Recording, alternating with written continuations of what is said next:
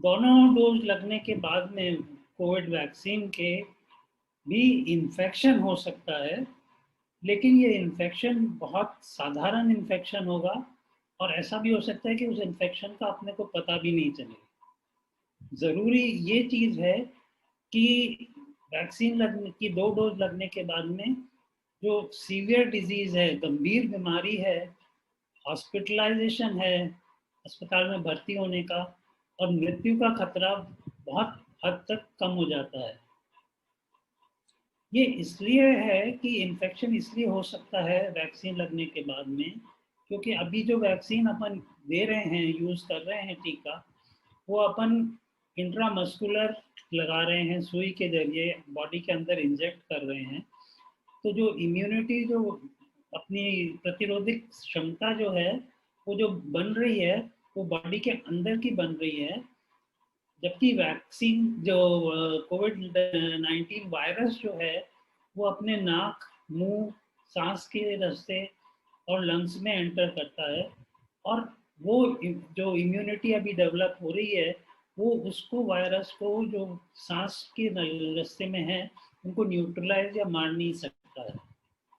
धीरे धीरे जब जिन लोगों को इन्फेक्शन हो चुका है कोविड 19, उनको ये वाली जो इम्यूनिटी है, म्यूकोजल इम्यूनिटी, जो नाक वगैरह में भी होती है, वो डेवलप हो जाती है नेचुरल इन्फेक्शन से। माइल्ड इन्फेक्शन जो वैक्सीन लगने के बाद भी हो जाता है, उससे भी ये डेवलप हो जाएगी, तो उसके बाद में ये फिर इन्फेक्शन नहीं होंगे।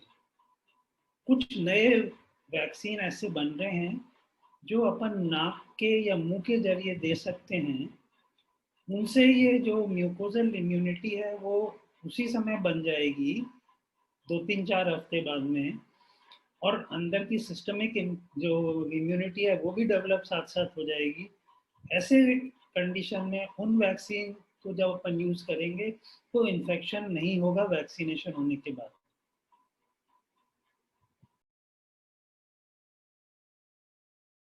जो संक्रमण और इन्फेक्शन जो है, उनमें कमी जरूर आएगी।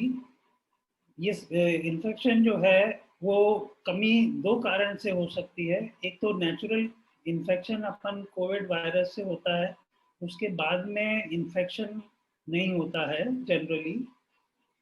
दूसरा, वैक्सीन लगने के बाद में भी इन्फेक्शन जो हो सकता है, वो मोस्टली पता नहीं चलेगा, कोई सिम्टम नहीं होंगे उसमें, या बहुत माइल्ड इन्फेक्शन होगा। उसके बाद भी जो इम्यूनिटी डेवलप होगी, तो वो परमानेंट इम्यूनिटी डेवलप होगी, फिर सेकेंड इन्फेक्शन नहीं होगा।